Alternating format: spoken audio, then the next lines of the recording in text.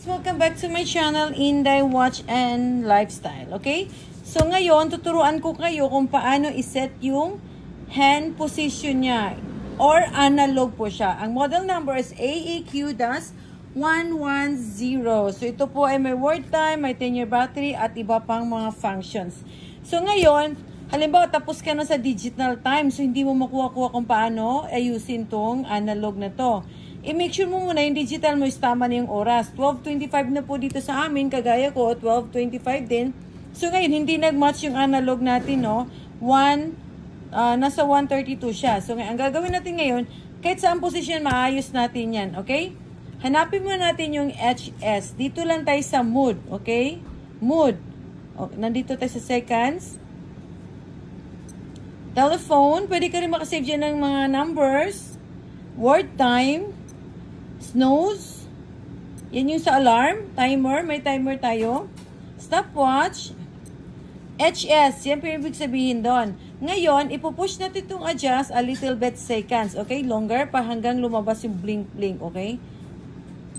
See? Nag-blink-blink na, di ba? Ang next natin gagawin, ipush lang natin itong D. Itong set plus. Okay? Kung gusto nyong hindi tawag niyan, kung ayaw nyong mag-press ng matagal, mayroon po tayong technique dyan. I-press lang po natin yung D. First, tumatakbo na siya. I-press, wait lang. O, diba? Namatay din siya, diba? So, ngayon, press tayo ulit. Natanggal yung ay, ano ba yan? Sorry guys. Press natin masyado kung malakas. Okay? Tumatakbo na siya, diba? Tapos, wag mong tanggalin yung D mo, ha? Tapos, isunod mo to i-press tong B. And remove your hand.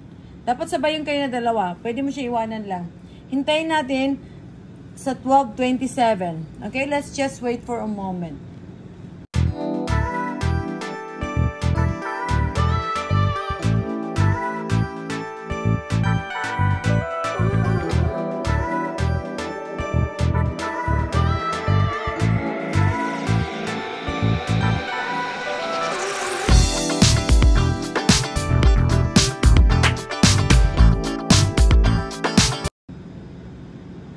Okay guys, nasa 12 na tayo. Prepare na po tayo. Malapit na. 15, 20. Okay, pwede tayo mano-mano na. Okay, ay press kayo ito. Pwede any button dito sa dalawa.